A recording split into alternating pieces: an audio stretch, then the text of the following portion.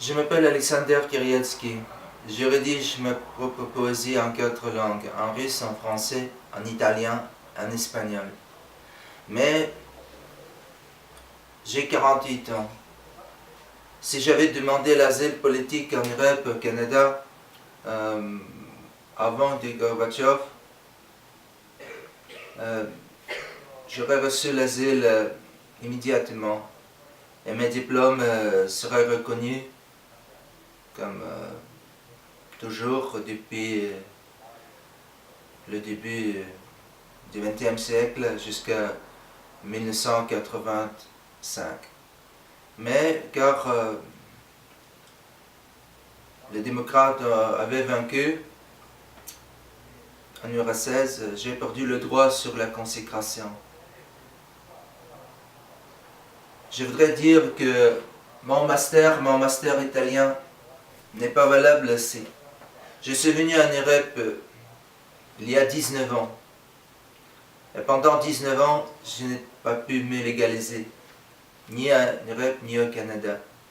Pourquoi? Parce que je suis russe, et la Russie était vaincue par les démocrates, et nous ne présentons pas la concurrence pour les peuples civilisés. C'est, par exemple, tous les lauréats des prix Nobel russes avaient demandé l'asile maintenant et ne seraient jamais vus par la société des pays démocratiques. Quoi je peux dire? Je commence à me dégrader. Je passe la dégradation du cerveau, de ma possibilité d'enseigner, de rédiger ma thèse et de raconter mes vers. Parce que ici, en Suisse, j'ai reçu le logement, ce même studio, mais je n'ai qu'un droit de raconter ma poésie dans la société. C'était pourquoi j'ai perdu mon talent de rappeler mes vers, de rédiger de nouveaux poèmes. Et pendant 6 ans et 9 mois, j'attends la réponse et peut-être je recevrai la réponse négative, je devrais revenir à la société des hommes légaux. Mais parmi les hommes légaux, je n'ai qu'un droit ni sur mon travail, à travers mes diplômes. L'équivalence de mon master italien au Canada est la poubelle pour moi parce que je ne suis pas venu de l'URSS et c'est pourquoi je suis seul et pendant beaucoup de semaines je ne prononce qu'un mot. J'habite ici, je mange, je vais en vélo à VV pour prendre la nourriture gratuite. Je ne fais rien plus. J'ai perdu l'espoir que ma poésie pouvait intéresser quelqu'un parce que ma poésie n'appartient pas à quelques personnes qui étaient soutenues par le gouvernement du monde. C'était pourquoi j'affirme qu'il n'y a aucun talent qui n'était pas soutenu par le gouvernement mondial. Il n'y a aucun talent qui pouvait être reconnu par la société, par les poètes, par les lecteurs, par les spectateurs du théâtre. Parce que si quelques compositeurs, si quelques poètes, si quelques peintres n'étaient pas soutenus par la protection du pouvoir, celui-ci n'aura aucune chance sur la consécration, sur la famille, sur le travail à travers leur diplôme. Mais l'université des études de Trento, en Italie, occupé la deuxième place parmi 61 meilleures universités italiennes. Si j'avais le master en ingénierie ou en mathématiques, le master italien n'aurait pas pu passer la concurrence entre les universités américaines anglophones. Mais mon master en philosophie, éthique et religion. C'était pourquoi mon master n'était pas valable pour étudier au cours pédagogique sur la base de deux matières, en éthique et en religion, parce que je n'avais aucune protection. Je n'ai aucun droit ni sur la soutenance de ma thèse, ni à Strasbourg, ni en Espagne, ni ici, et ni pour étudier au cours pédagogique à travers mon master italien.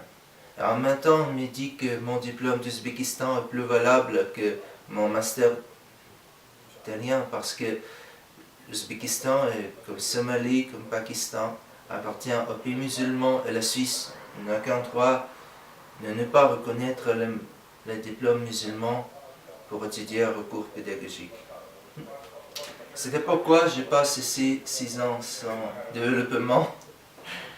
Et j'ai perdu l'espoir d'intéresser à travers ma poésie, d'intéresser mes lecteurs à travers mes images littéraires. C'est tout que je pouvais dire à mes lecteurs. Parce que je vais finir à travers un petit poème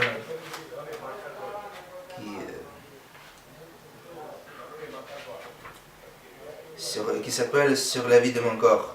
Vive ma thèse, ô ma mort, mon esprit est très fort, et se sert du verre d'or. Son miroir formidable me reflète tout encore, où il n'est pas d'accord avec l'art du diable, mais me jette comme une balle pour gâter l'air moral, où ce poème vous dévoile l'existence des pauvres contre le service mal. Trop secret, l'art cristal s'élève dans mes belles œuvres. C'est le ciel avant l'aube, car toujours l'on dit stop à ma chance d'errer. Mon nom est dans la liste noire parmi les microbes qui occupent toutes vos robes. Par nombreux extrémistes, la mafia serait mieux si ma thèse soutenue traversait l'avenue des fils gros de ses membres qui cachent le contenu du clan. Ils sont venus pour l'argent à leur chambre d'un pratique la prison où je n'ai nulle maison, que j'oublie ma raison sans recherche de lettres comme plusieurs jeunes garçons qui étaient un poisson sans espoir sur mes lettres. Liberté aux savants qui veulent suivre mes clans des travaux tant avant vos pressions des puissances sur notre dépendant de chagrin dedans leurs obscures subconsciences pour me persécuter par l'esclave qui dictait seule sa sécurité. Du roi de démocrate vous plaît l'éternité du Staline qui goûtait ces soldats qui se battent et se vendent aux peurs. Ils brûlent l'ordre des mœurs, leur nouveau dictateur fait ouvrir sa fenêtre par l'homme qui perd son cœur dans le règne du malheur qui l'oblige à renaître. Alexander Kriatsky, le 14 octobre 2018. C'est mon destin, c'est pourquoi je peux dire que Frédéric Dubizon à l'université de Strasbourg voulait m'aider, mais il avait perdu le droit d'être le directeur d'équipe. Immédiatement, il n'a pas voulu suivre ma thèse, parce que sous la pression du gouvernement du monde, je n'avais aucune chance sur ma thèse à l'université de Strasbourg en 2010. En 2010, j'avais voulu être inscrit afin de rédiger ma thèse en histoire d'Antiquité, Dominique Beyer, juif, avait voulu m'aider comme son ami israélien. Immédiatement, Dominique Beyer a répété le destin de Frédéric de Buzon et Dominique Beyer a cessé d'être le directeur d'équipe en histoire sur le territoire de l'université de Strasbourg. J'ai essayé de trouver un directeur de thèse en Espagne à l'université de Salamanque. Il n'y avait personne qui me connaissait. 3 professeurs avaient signé mon inscription afin de rédiger ma thèse en espagnol et en italien entre 2 universités de Salamanque et de Trente. Tous 3 ont perdu le travail.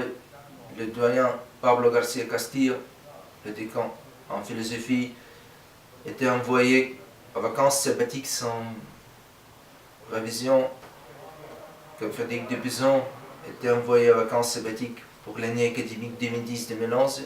En 2011-2012, ce même rôle a joué Pablo García Castillo en Espagne, à l'université de Salamanque. Cirilo Flores Miguel était envoyé à la pension. Ángel Poncela González avait peur de suivre ma thèse et c'était pourquoi on m'a conseillé que j'avais une seule chance sur l'asile politique en Suisse.